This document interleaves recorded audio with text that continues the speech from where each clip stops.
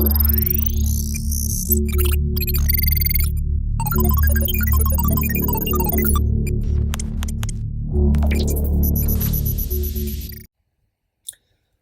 di bagian sebelumnya kita membahas mengenai analisis pengganda, pada bagian ini kita akan membahas lagi satu analisis yang juga penting dalam model input-output, yaitu analisis keterkaitan dan sektor kunci. Nah, di dalam kerangka model input-output, produksi dari suatu sektor itu memiliki dampak terhadap sektor-sektor lainnya di dalam perekonomian. Misalkan sebagai contoh, kita ambil sektor 1. Misalkan sektor 1 itu meningkatkan outputnya, maka sektor 1 akan meningkatkan permintaannya atas output dari sektor lainnya, karena sektor 1 membutuhkannya sebagai input produksi. Jadi kalau kita lihat dari garis merah ini kan arus bahan baku. Jadi dari sektor 1 ngambil bahan baku atau ngambil input antara dari sektor 2, kemudian dari sektor 3, kemudian dari sektor 4. Nah, ini adalah permintaan input. Nah, dampak kedua hubungannya adalah ketika sektor 1 meningkatkan produksinya kan tercipta output. Nah, output ini akan menjadi tambahan sediaan atau tambahan penawaran yang dapat digunakan sebagai input oleh sektor lainnya. Jadi hasil produksinya mengalir lagi ke sektor lainnya sebagai input antara. Jadi kita lihat di sini bahwa sebagaimana halnya di dalam suatu pasar, ada hubungan permintaan dan penawaran antar sektor. Dalam kasus yang pertama, terdapat keterkaitan atau interkoneksi antara sektor 1 dengan sektor-sektor sumber inputnya. Nah, di dalam analisis input-output, kita sebut sektor-sektor yang menjadi sumber bahan baku tadi sebagai sektor hulu atau sektor upstream. Hubungan permintaan ini dalam analisis input-output disebut sebagai keterkaitan ke belakang atau backward linkage. Di sisi lain, dalam kasus kedua, terdapat keterkaitan antara sektor 1 dengan sektor-sektor pengguna output dari sektor 1 tadi. Jadi tadi yang output yang dijual oleh sektor 1 tadi ke sektor-sektor lainnya. Nah, sektor-sektor yang membeli output sektor 1 tadi itu kita sebut sebagai sektor hilir atau sektor downstream. Hubungan penawaran seperti ini dalam analisis input-output disebut sebagai keterkaitan ke depan atau forward linkage. Dalam analisis input-output, keterkaitan ini baik ke belakang maupun ke depan dapat dihitung dengan menggunakan informasi yang kita dapatkan dari tabel input-output. Perbandingan atas ukuran keterkaitan dan di sektor-sektor ini, jadi keterkaitan antar sektor ini dapat memberikan kita informasi mengenai sektor-sektor mana sajakah yang merupakan sektor kunci di dalam perekonomian. Jadi disebut sektor kunci karena sektor yang demikian merupakan sektor yang sangat terkait dengan sektor-sektor lainnya. Untuk memudahkan pemahaman, kita ilustrasikan bahwa hubungan antar sektor ini sebagai suatu hubungan pertemanan, hubungan dalam lingkaran pertemanan.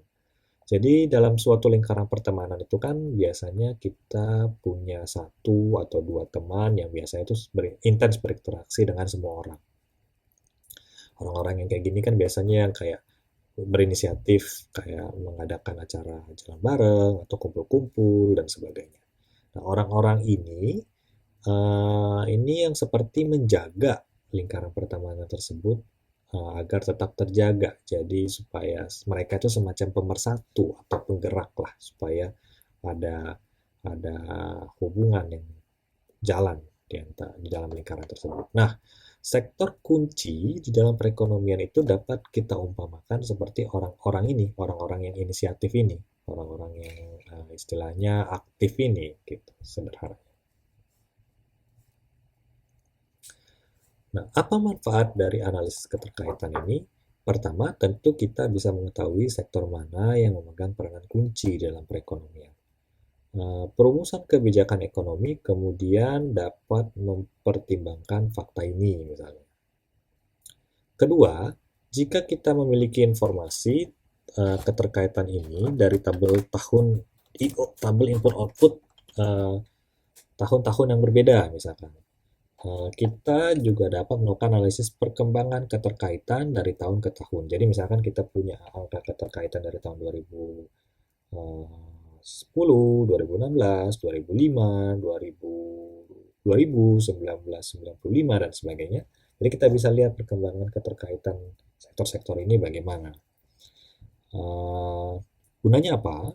Misalkan kita bisa melihat bagaimana pergeseran struktur ekonomi atau pola pola pola pola hubungan antar sektor seperti itu. Ketiga, kita juga bisa melakukan studi perbandingan terkait terkaitan antar studi perbandingan keterkaitan antar negara. Maksudnya bagaimana? Jadi kita bisa membandingkan ukuran keterkaitan di Indonesia dengan ukuran keterkaitan di negara-negara lain misalnya.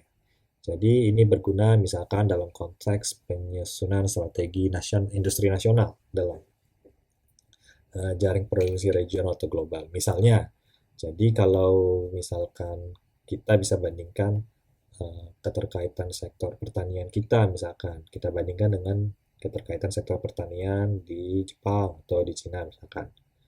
Dengan mengetahui posisi relatif dari sektor-sektor kita, keterkaitannya seperti apa, kita bisa merumuskan keunggulan komparatif yang sebaiknya kita tekankan itu di sektor mana, seperti itu. Misalnya, seperti itu salah satu contohnya. Oke, berikutnya. Jadi, hal berikutnya adalah tadi kita sudah bahas ada dua jenis keterkaitan. Ada keterkaitan ke depan, ada juga keterkaitan ke belakang. Nah, kita membahas yang pertama itu keterkaitan ke belakang terlebih dahulu. Yang pertama adalah kita punya yang namanya keterkaitan langsung. Jadi pendekatan paling sederhana untuk menghitung keterkaitan ke belakang adalah dengan melihat seberapa tergantungnya proses produksi suatu sektor, katakanlah sektor satu tadi, terhadap input antara dari sektor-sektor lainnya. Jadi dia ngambil dari sektor 2 berapa, sektor 3 berapa, sektor 4 berapa, dan seterusnya. Nah, ukuran seperti itu kita sebut sebagai keterkaitan langsung, keterkaitan ke belakang langsung. Secara praktis, keterkaitan ke belakang untuk sektor 1, sektor J lah kita sebut di sini, dapat dihitung dengan menjumlahkan elemen-elemen pada kolom J pada matriks teknologi. Oke, jadi teknisnya mungkin kita coba ilustrasikan dengan menggunakan tabel I/O contoh yang kita punya sebelumnya. Oke. Jadi dari tabel I/O ini kan kita pertama punya matriks yang kita sebut sebagai matriks teknologi. Oke. Matriks teknologi atau matriks A, yang dimana elemennya itu kita dapatkan dari menjumlahkan,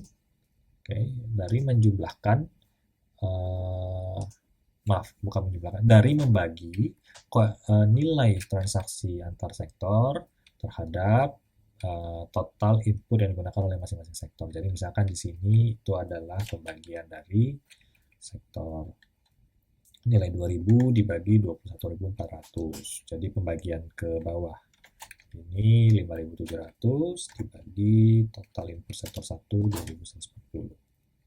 Oke.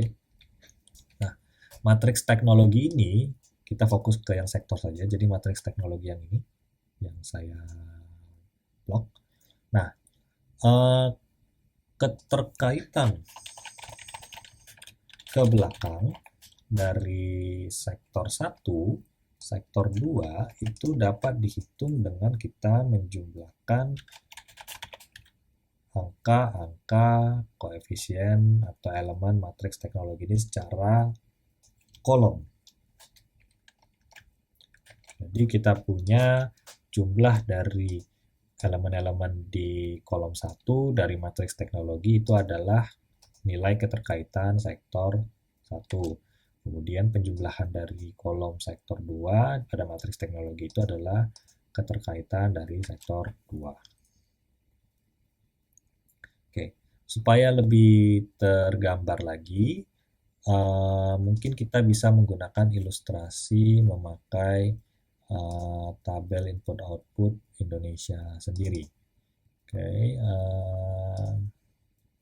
jadi keterkaitan ke belakang langsung, keterkaitan ke belakang langsung, taruh di bawah.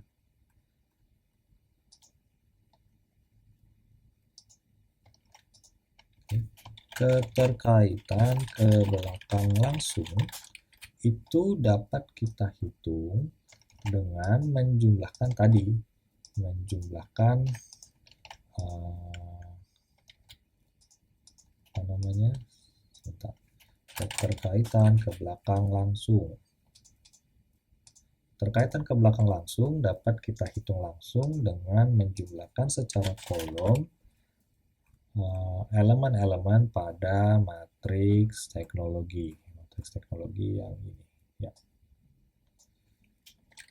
Nah, ini tinggal kita tarik ke kanan buat sektor-sektor lainnya. Nah, ini adalah keterkaitan ke belakang langsung. Oke, itu satu. Nah, kalau kita lihat keterkaitan ke belakang langsung ini itu dapat juga kita bilang sebagai kita bisa bilang sebagai kita membagi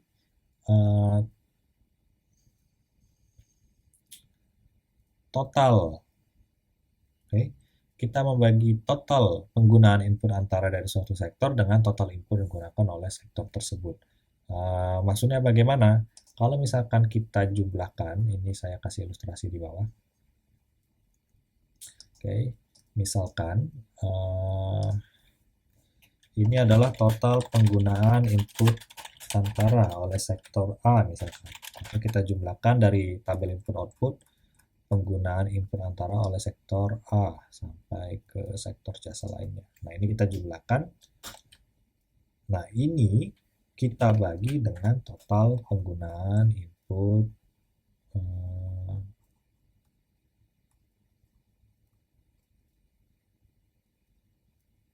antara. Total penggunaan input. Nah, angkanya akan kita dapatkan ke total keterkaitan ke belakang. Jadi, itu sama aja. Kita bisa dengan menjumlahkan elemen-elemen di matriks A, atau secara sederhana itu adalah kita jumlahkan atau alternatif lainnya adalah kita dengan menjumlahkan total penggunaan input dari setiap sektor. Oke, dari sektor jasa lainnya ini kita jumlahkan, kemudian dibagi total inputnya. Nah, itu adalah keterkaitan ke belakang langsung. Jadi sebetulnya bahasa lainnya adalah keterkaitan ke belakang langsung ini berapa persen total input yang diambil dari sektor-sektor lainnya di dalam perekonomian atau sektor-sektor yang ada dalam perekonomian seperti itu. Jadi di sini kita lihat ada 18% input yang digunakan oleh sektor A itu berasal dari sektor-sektor yang ada dalam perekonomian. Seperti itu kira-kira. Nah, saya balik ke materinya dulu.